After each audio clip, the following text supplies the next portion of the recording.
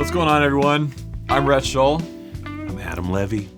So Adam and I have been working on a course down here in the studio for the last couple of days, and I wanted to pull something out of the course that we're working on and sort of break it down into a YouTube video, because I think it's something that a lot of people can benefit from playing, not just a standard blues progression, but a sort of bluesy, blues rock feel that has some changes in it, how to target those changes and actually really play to the song. And we're gonna sort of break it down into 3 different levels: beginner to intermediate to pro. And a quick plug, the course that we've been working on drops today. It dives deeper, not just into this topic, but a lot of other topics like this. We have 4 different sections, starting with a straight ahead, like 12-bar blues shuffle, and going all the way into some really jazzy, sort of heavy hitting progressions. We have 4 bespoke backing tracks that we recorded for this course, actually with an amazing rhythm section here in the studio. So it's not MIDI drums and MIDI instruments, you're playing with a real rhythm section. Because we're launching it today, there's a special discount code. Link is in the description. And even if you're not interested in the course, this track that we're playing over, which is from the course, you can get for free via the link in the description. With all that out of the way, let's talk about what's going on here. What are we playing over? So this is a blues in B minor. It's a 12-bar blues. Starts on the 1 chord. It's 4 bars of B minor. Then we go to the 4 chord, E minor, 2 bars of E minor, back to B minor. Then a little twist here. It goes to G major, and then F sharp 7, and then 2 bars of B minor at the end. So that's the changes for this jam. Obviously, heavily inspired by B.B. King, Thrill Is Gone. Yes. Right? But it's a cool progression because it's not just a straight ahead minor blues. Go into that G major, and then the F sharp major. It's a little bit, not completely out of left field, but it's a little different than your standard 12-bar minor blues.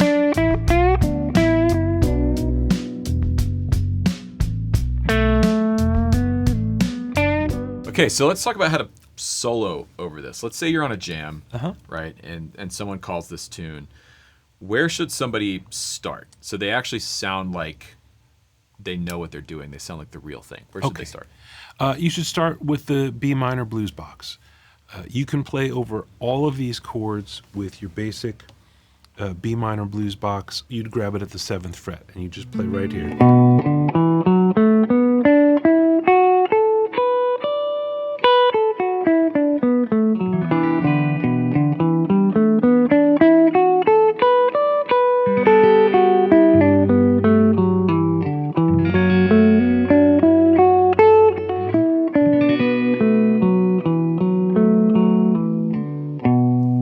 Yeah, it works over all of those chords. Right. So I would start there, and I wouldn't even try to play in other areas at first. See what happens if you just park it there for a while. It's okay to play the same thing. In a way, ignorance is bliss. That's the only shape you know. You're not going to jump around. Like this is what I know. When you get towards the intermediate stage, people are like, oh, well, I know all the boxes, so I got to get around. This is boring. That's not how it works.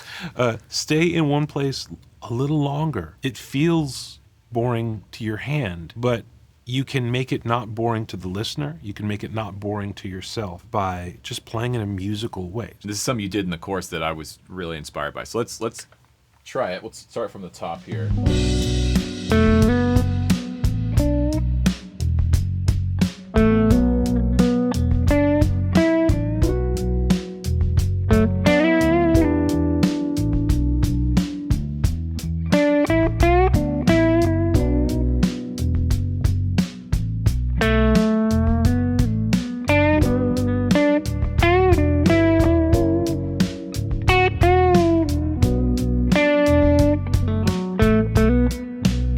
Notice that you're leaving a lot of space, and then you're repeating a lot of the same lines, but each one's a little bit different.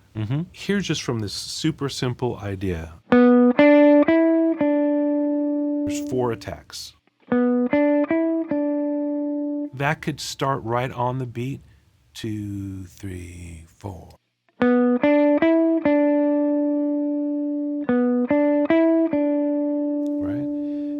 It could start as a pickup into the beat. 1, 2, 3. So that's 1, 2, 3. You could do it after the downbeat. 1, 2, 3, 4.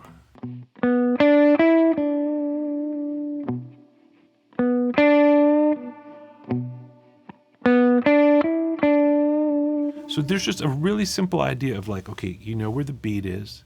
You can start your phrase on the beat. You can start your phrase before the beat and play into it. You can let the beat happen and play after it.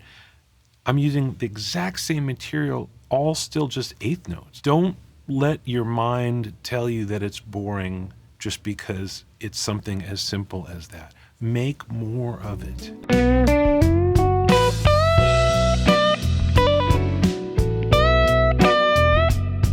Okay, so let's go to the intermediate level now. How do we take some of those concepts but start to expand on it and start to target these chord changes? When we get to the intermediate way of approaching this, you're now going to start to make eye contact with these chords. In the beginner phase, you just make something sound good. Now we start to think, oh, there's chords in here. Maybe I can address them.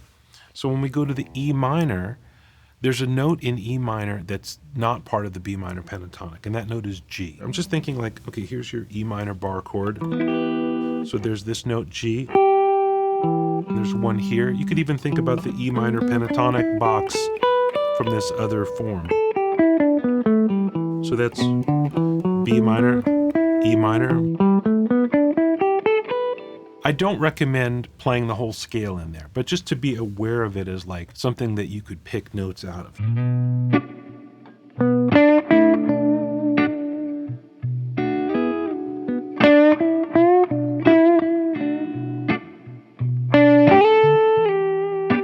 So we haven't heard that note yet.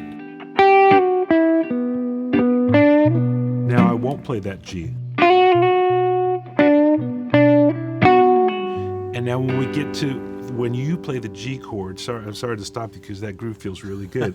But when we get to the G chord, again, you're going to want to address it. I could play a straight up G major. Or I might think about G major 7.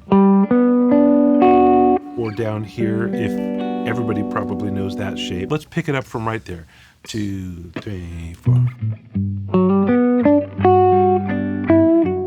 Now on the F sharp 7 chord, there's another new note that we haven't had before, which is this A sharp. That's just the third. It's this note if you're just looking at it as like an F sharp bar chord. So I'm going to move that over to here, again, just to keep it here. So now we've got this B minor pentatonic for the B minor chord. When it goes to E minor, I'm going to keep all of that, but I can add the G note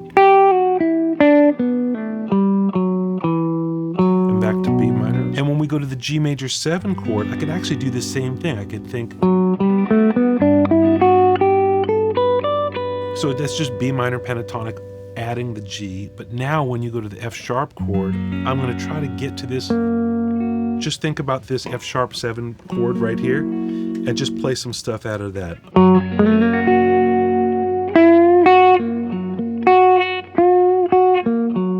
And that gets you, that's the shortcut to just nailing that sound. And then go back to B minor.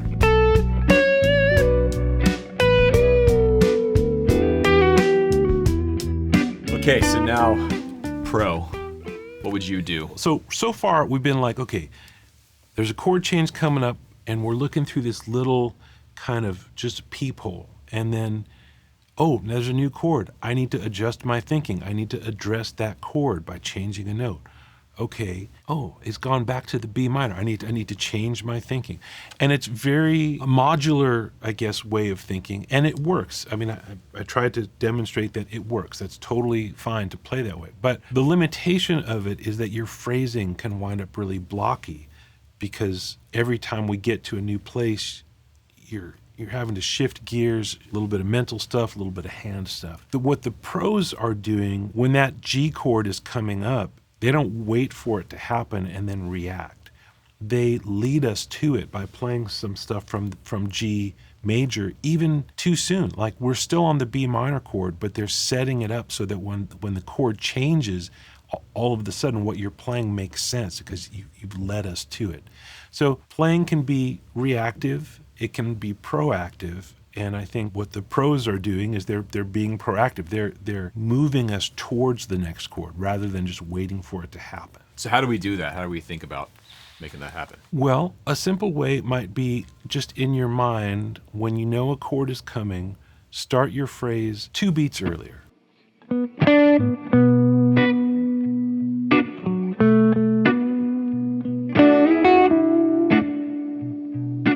One, two.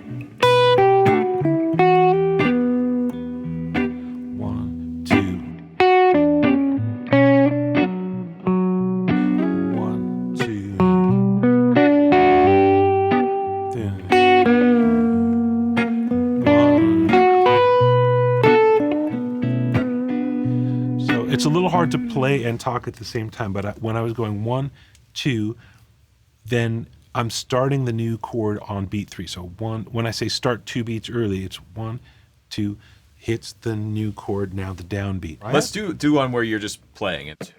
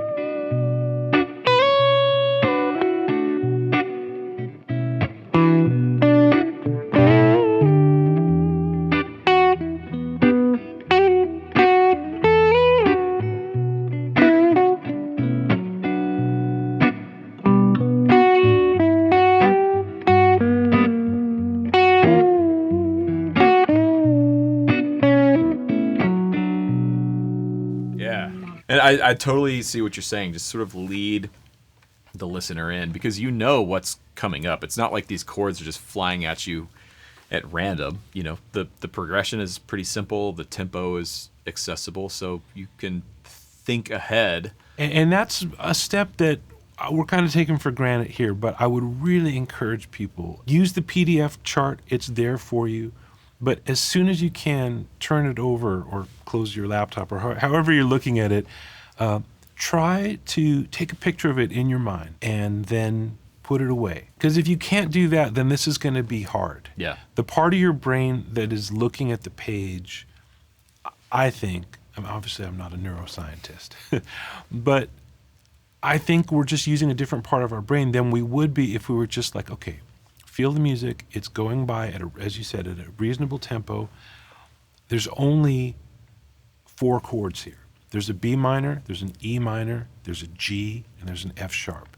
You want to know what all of those feel like, and you want to know kind of where they are in the same way that, okay, if you're at home in your room, if you close your eyes, you know where the door is. You know where the chair is. You know where the table is. It's just 12 bars of music. Memorize it. The pros are great at that. Really pro players, if you put a chart in front of them, by the second time around, they're not looking at it. You know, you will not just walk up to somebody and say, do you want to hear a joke? And then you just say the punchline. That's not how a joke works. It's not how music works. You know, lead us to it. Tell a story. Get us there. Bring us on the trip. Adam, thank you for coming down, hanging out with us. Don't forget, if you want to check out our brand new course, the Blues Guitar course, it's linked down below.